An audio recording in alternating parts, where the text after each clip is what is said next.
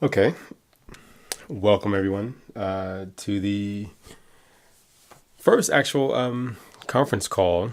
My name is Rick Williams, and today's subject is communication.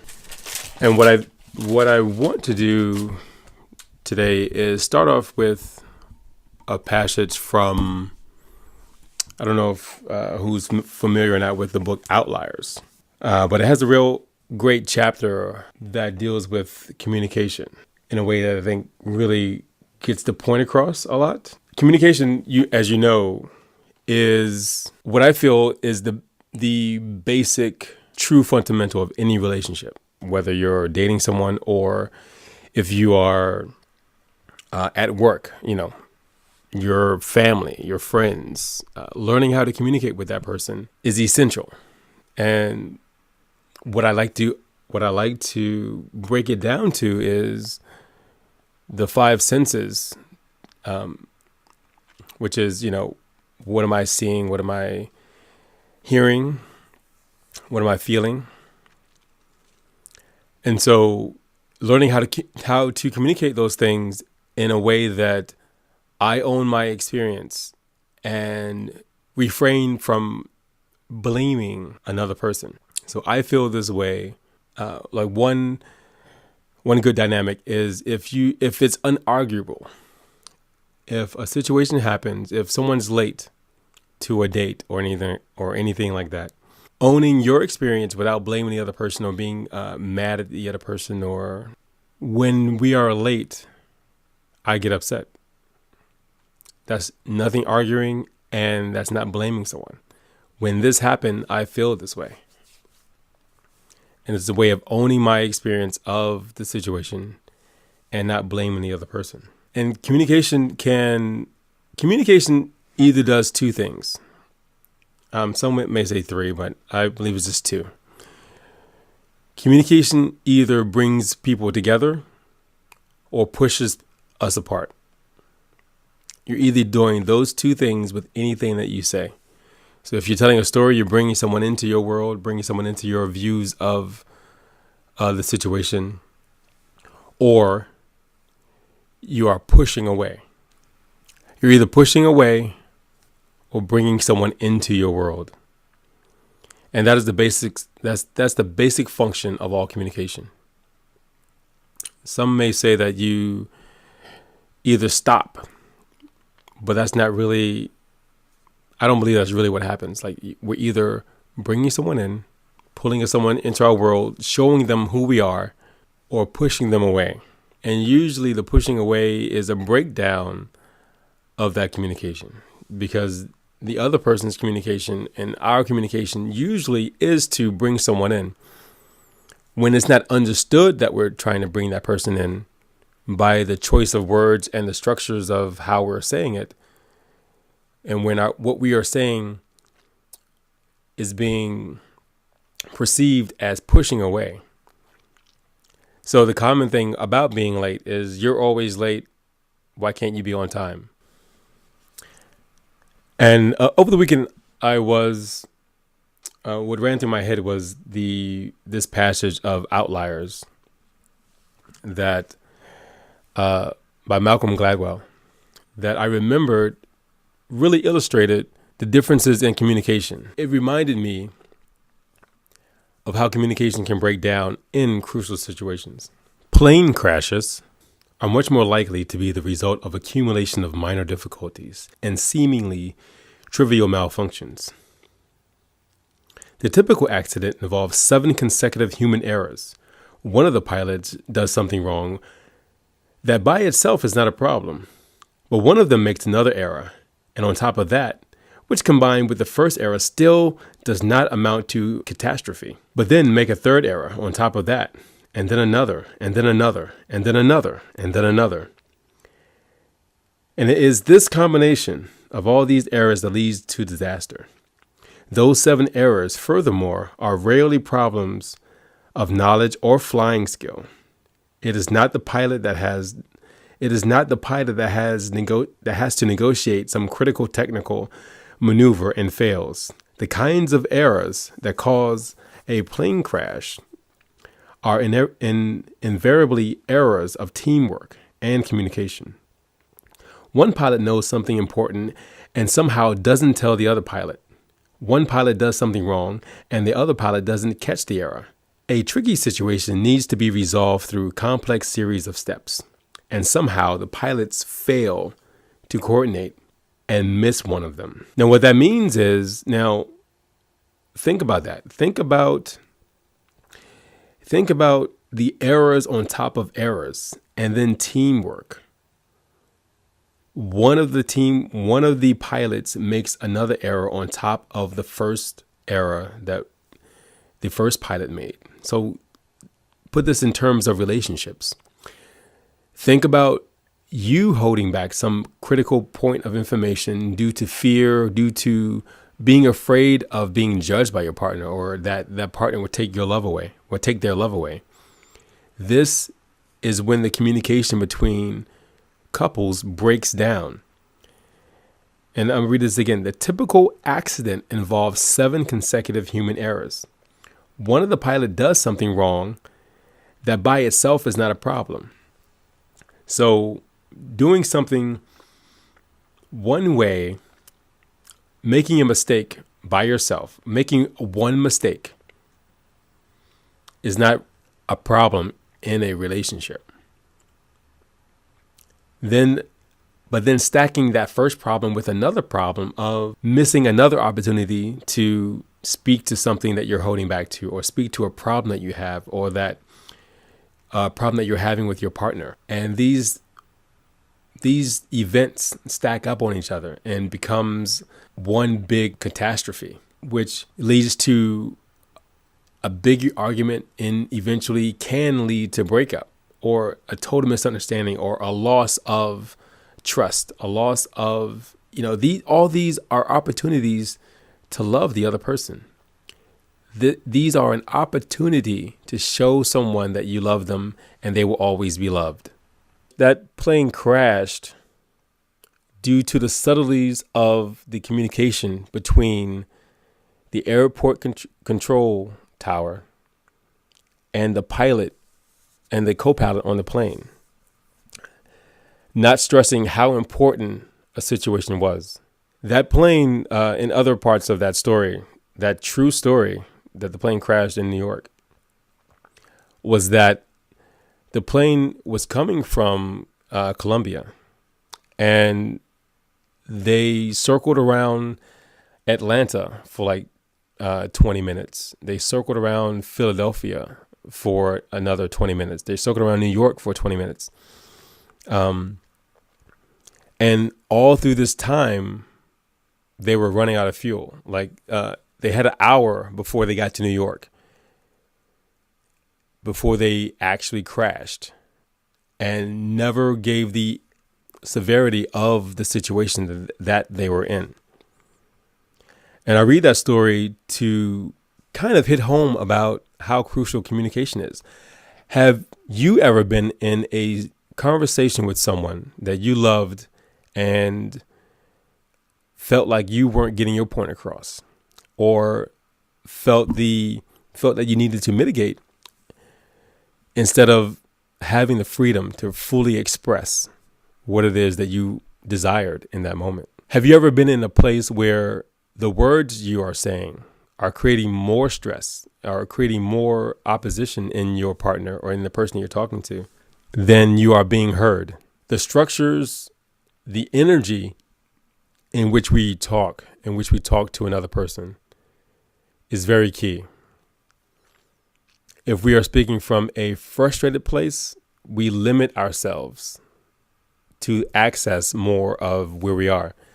Like the Spanish speaking pilot could no longer, under stress and duress and being tired, couldn't even speak English anymore. He wanted to hear things again over and over again, and try to get a translator to come talk to him. What happens when you are stressed out in a conversation? When you are tired and your partner wants to talk about something, what happens in your body? How do you shut down? And what critical things could happen when you're in that place? And how can you communicate your state of mind and where you are to your partner in a way that they can receive. I know many times I have been in that place of being tired, working a long time, coming home, and just want to rest. And usually that is the point of where my partner would want to talk and be engaged, and they would have much higher energy than I did. And coming from that built up, frustrating place, like not taking any time to reset myself and fully engage, but feeling the pressure and not taking a pause.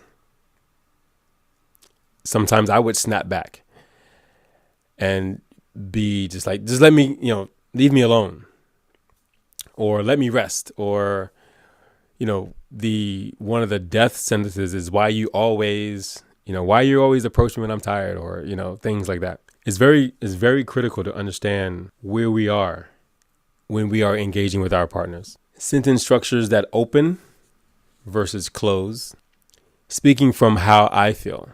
So in that situation where I'm coming home and my partner wants to engage and I don't, I could easily say, I'm very tired right now. Let me rest for a little while and I will have more access for us to talk later.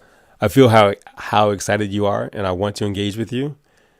But right now, I need time to get home. I need time to have a transition period from work to home. Right now, my brain is fried. So speaking in ways where I own my feelings and what I really need, which is really important. So asking someone to respect you more is so big. It's too much room for error. It's not specific enough. So instead of telling someone I need to be respected more, be more specific. Like I feel more respected when you listen to what I'm saying before interjecting. I feel more respected if you call me when you're going to be late. I will feel respected if you ask me what we want to do tonight instead of planning what we're going to do tonight. Whenever you have felt disrespected, what it is that you actually want in return. So that's where one of the blocks in communication comes from. One person may feel that your partner may feel that they're communicating clearly, and yet you're having a reaction of frustration, of not being heard. And what it does is compound, like those 7 mistakes that pilot makes for the average plane crash are compounded on top of each other. And that's where relationships can either go bad or get better.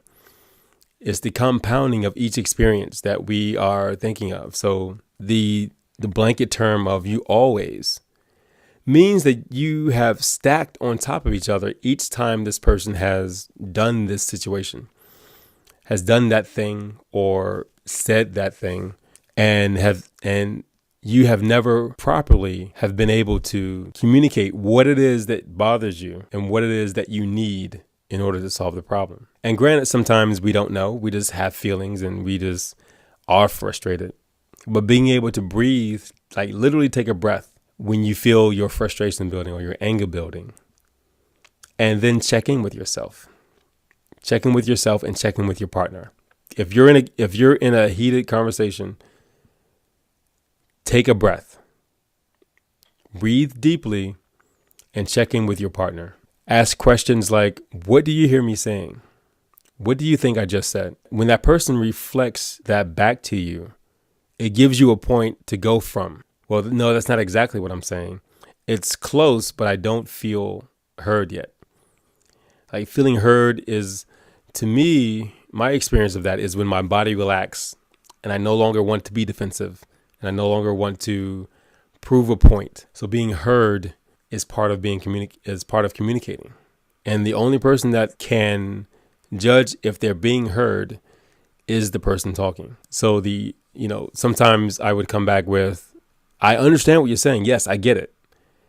And my partner still not understand, still not feel heard, or that I am really listening.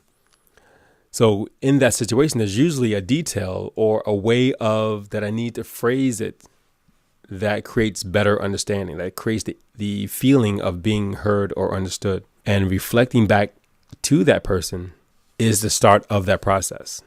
And when reflecting back, use the exact words that that person used. So I don't feel heard right now.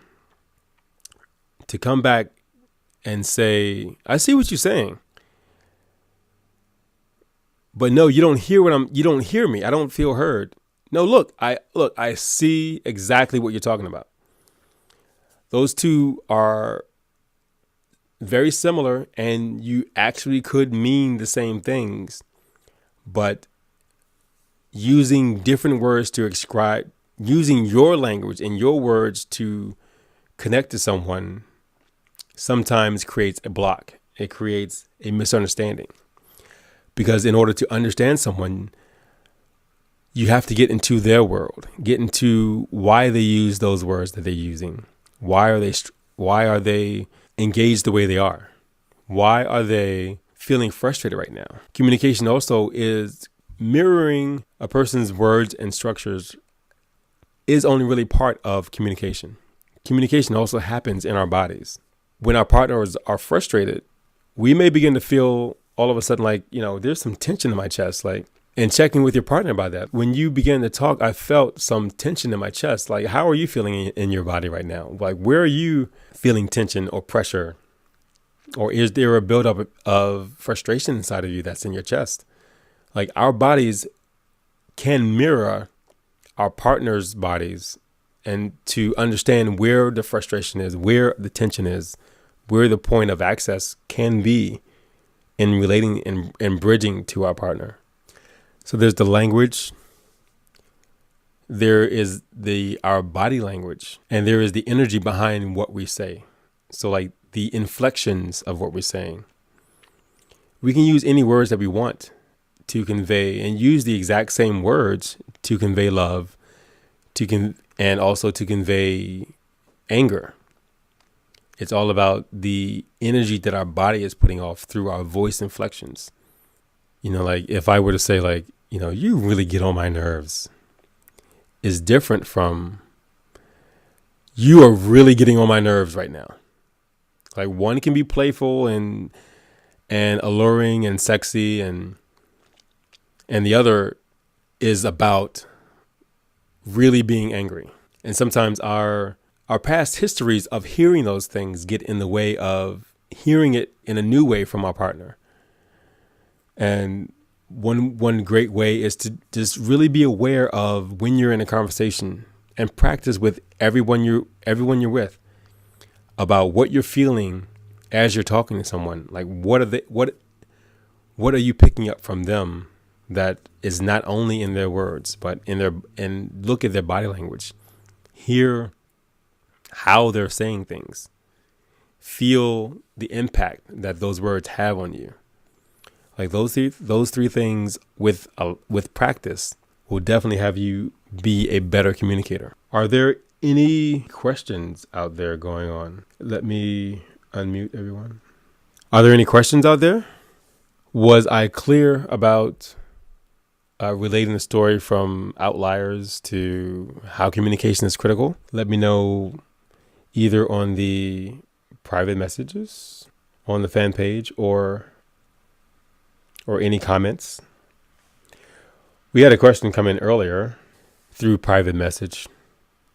How to keep balance and keep peace with a mate who prefers not to go out.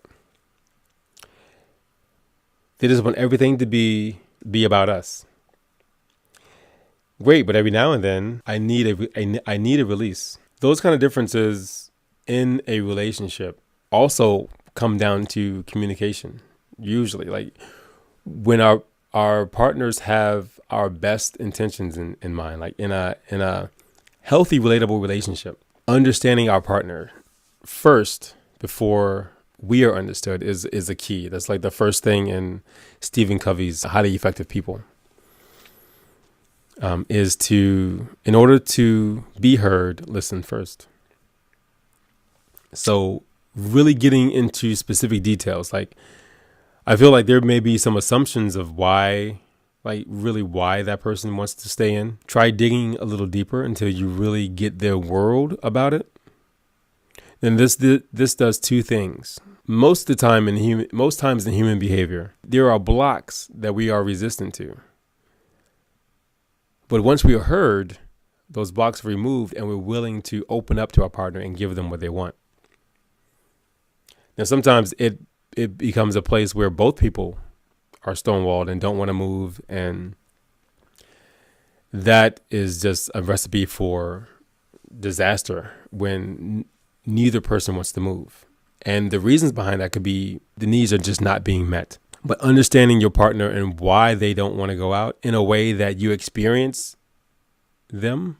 So asking questions like, why is it so important? Like, I want to really understand from your point of view what staying home and it just being you and me is like. Like, why, like, what really did you get from that? Like, what is your experience of you and I on a couch watching movies or relating in the house? What is that about?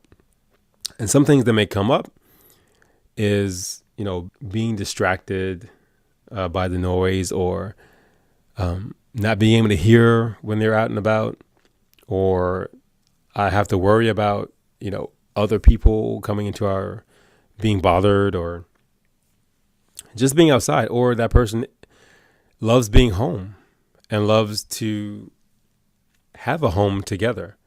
And home is just more, it just feels better. It feels better than being outside. Like coming home to a nest where everything is provided there and they no longer have to worry about these surroundings. Like there's just a feeling of peace when that person's at home. Getting to the point of, I feel peace in my shoulders. Like when I'm home, I breathe a lot easier. When I'm home with you, I feel totally vulnerable and relaxed that we can talk about anything. When we're out and about, I feel restricted in what I want people to hear from tables around us or at the movies, and at home, I just relax a lot more.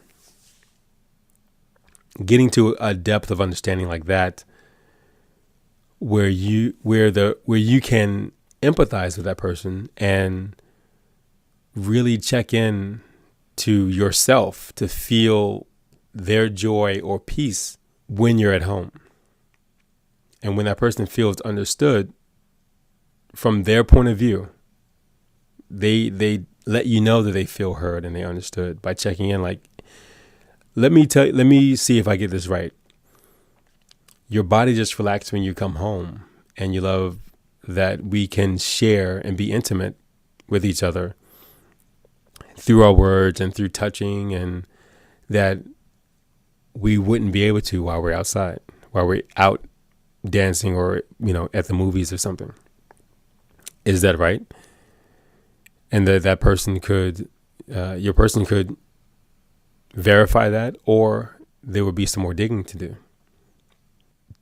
To address your questions can be just as detailed. Getting them to understand why it is that you want to go outside and begin to make compromises. Like, what does going outside, what does going on dates out of the house mean to you?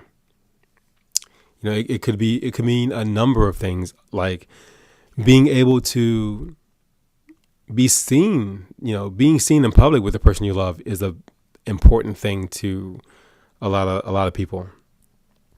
Having fun outside of the home that person may stay in all the time. Feeling like, feeling the energy, of not being still, like just the opposite of being home. It's like, I like the vibration of the music, people dancing around me, people talking around me, the chatter of a restaurant, the experience of going to a movie, all those things just excite me. And I love to do those things. And then, compromises can come into play. I strongly believe when that person really cares and when your needs are truly expressed.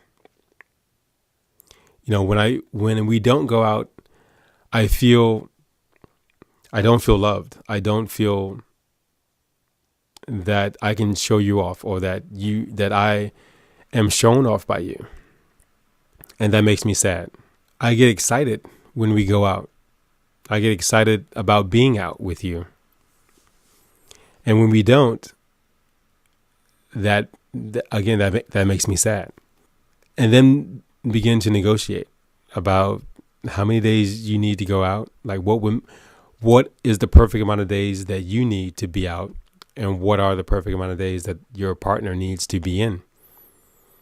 Can you trade off, going out once or twice a week, or make it, to the movies this week, to a restaurant next week, dancing the next week? There is a lot of room for compromise and understanding the world of your partner in that place. Let's see. Another question was about creating polarity in a relationship. Feeling that the polarity is off with your partner, and with polarity, I mean like more of a masculine and feminine polarity that keeps the spices going, that keeps like the polar opposite of magnets, keeps the magnets together, keeps it polarized. So when the dynamic gets thrown off, where both people are in the masculine or both people are in the feminine, what needs to happen in that moment? If both people don't want to take charge, if both people are stuck and both want to be heard first, what happens? I believe the person with the person, male or female, that home state is usually masculine, has to take the lead in those moments, with the understanding that the feeling of their partner being heard is a reward and will open them up to receive what it is that you have to say. The polar opposites need to be there in order for passion and desire to be in place. There are stereotypical and, typical, like men are masculine and women are feminine. But those things are a flowing and dynamic thing. Those things can shift and evolve with each situation in each moment, with when we focus on different things at a time. So a man can be masculine in the bedroom, but feminine around the house, like, that enjoys cooking or enjoys taking care of the family. And the direct opposite can happen as well. The female can be can access more of her masculine and take charge in the bedroom, or the way that, planning trips or taking care of the logistics, paying the bills and all that stuff around the house in those moments, but yet be feminine out and about or in other areas, or, go to work and be feminine there, masculine at home, masculine at work, feminine at home as well. There is always a transitional period for the masculine energy, though, transitioning from one point to the other. So there may be, if a masculine person gets home, they may need 20, 30 minutes to themselves before talking to anyone that will help them transition from work to home. So if you're a person that loves to greet your partner when they get home and you feel like they are shutting you off or pushes you away, understand that you are being loved still in that place. They physically and emotionally cannot handle that charge of energy in that moment. I hope that is making sense to everyone. Who's on the line right now? I'm on. Sasha? Okay. Who else? Can you hear me? Yes, I can. You there? Yes. Can you hear me? Yeah, I can hear you. What have you thought so far of what you've heard tonight? It's a lot to take in. I know for one thing, I'm not a good communicator. That's for sure. I've learned a lot. Does anything come to mind about your communication breakdowns? I just realized a lot of things about myself in the way I communicate, and I know I need to work on it, and I will. And this has been very helpful. I'm glad. Very helpful. You know, learn to be considerate of other people's needs and make sure that they understand what you're saying, and then also mirroring what you're saying and making sure they understand and hear what you're saying, and vice versa. Yeah, that's something I don't do. I need to do that more. What did I just say?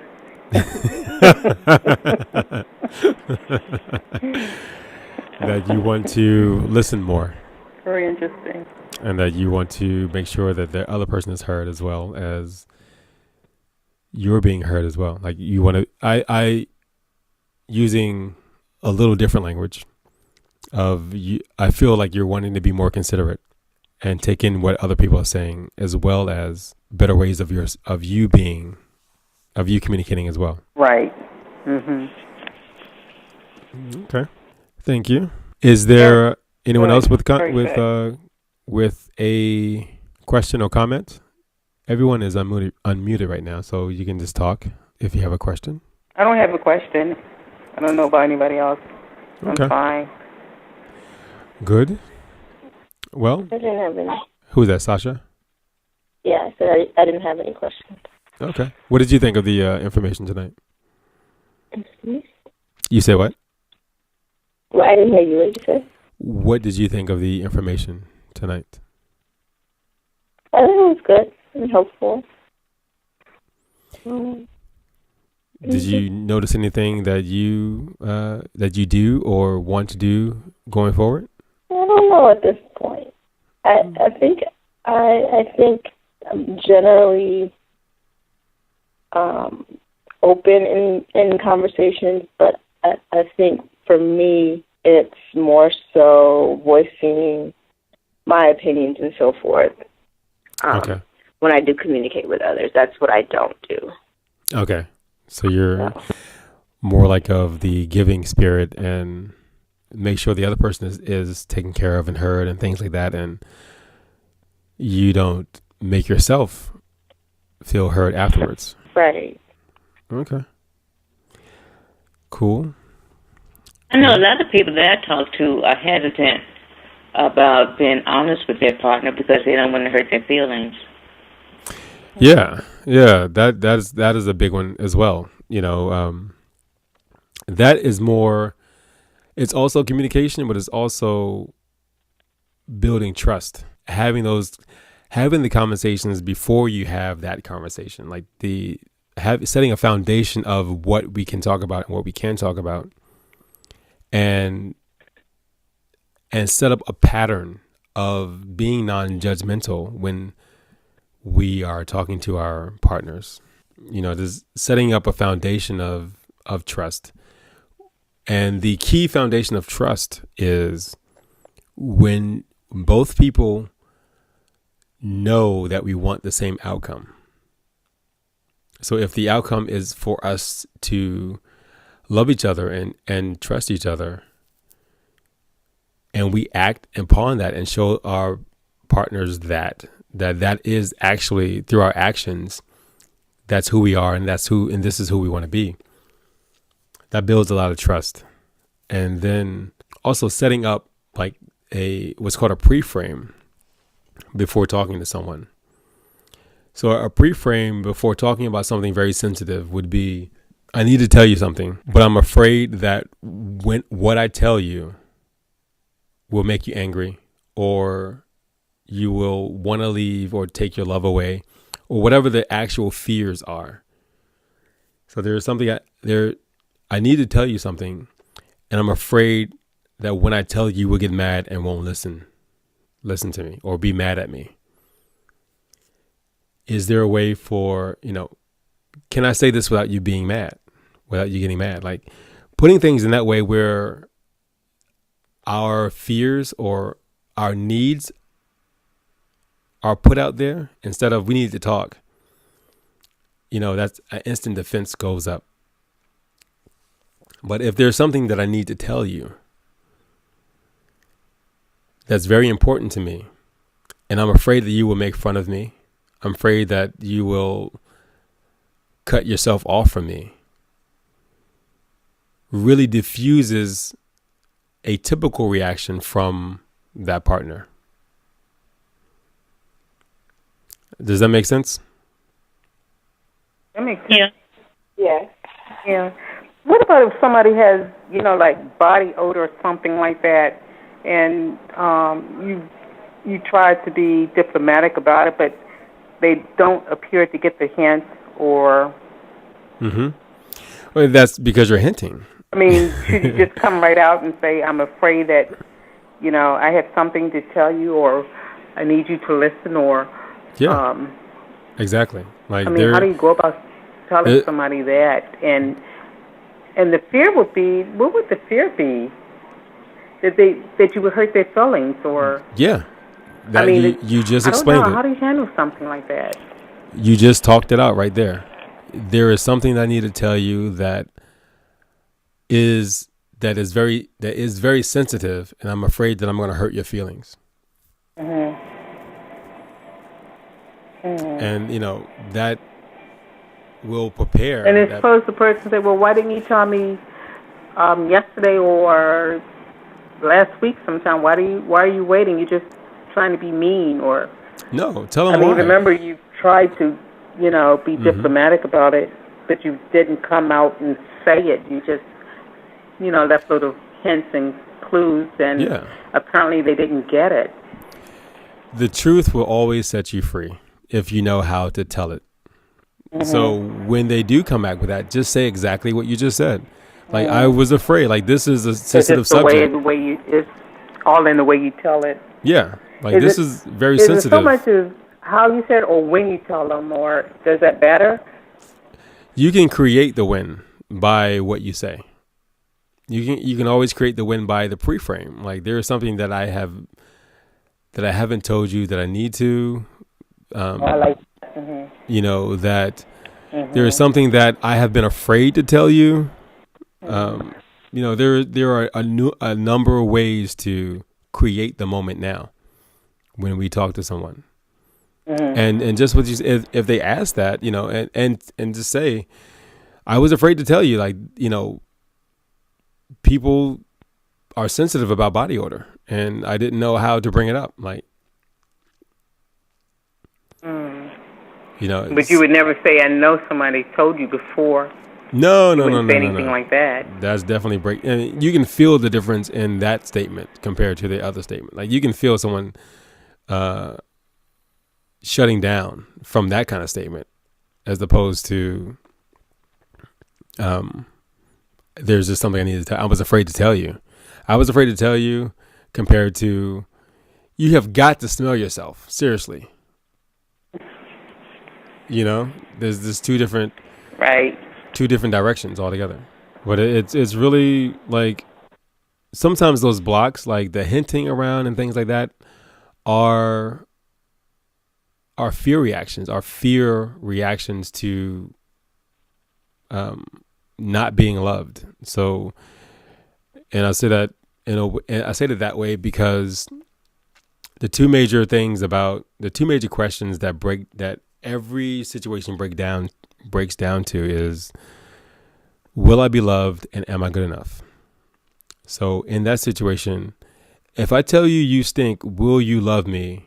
Will you still be my friend? Will you, I'm afraid of losing this person. So I feel like I need to dance around this or hint at things and I don't want to be mean and have them shut down to me. Is like the core of that kind of situation. Mm-hmm. But owning it and owning your experience of the situation and leading with your vulnerability and leading with your heart when you say something like that, because it takes a lot of vulnerability to be like, there's something that I have needed to tell you that I didn't know how to tell you for a long time. And I'm afraid of embarrassing you. I'm afraid of, making you mad when I say this, and that, you have strong body odor. Mm-hmm. That feels a lot different than leading to the fear of just wanting to blurt it out because you're uncomfortable. Right. We blurt things out because really we are uncomfortable having to say this thing, or we are uncomfortable about the situation. So was that your way of trying to tell me something, or what? Mm-hmm. Did you hear me? It sounds a lot better, that's for sure. Oh, you didn't hear me. I was joking about, were you trying to tell me something? Well, all right, folks. That is unless anyone has any more comments or questions, I will. Okay. I will have another call next week, and be sure to invite folks to these calls. They're open. Is it the same time? Next week at 9. Next week at 9 seems to be a good time so far. So I will do another posting on Facebook and let people know. Okay. All right. Okay. Thank you. Take care. Thank you.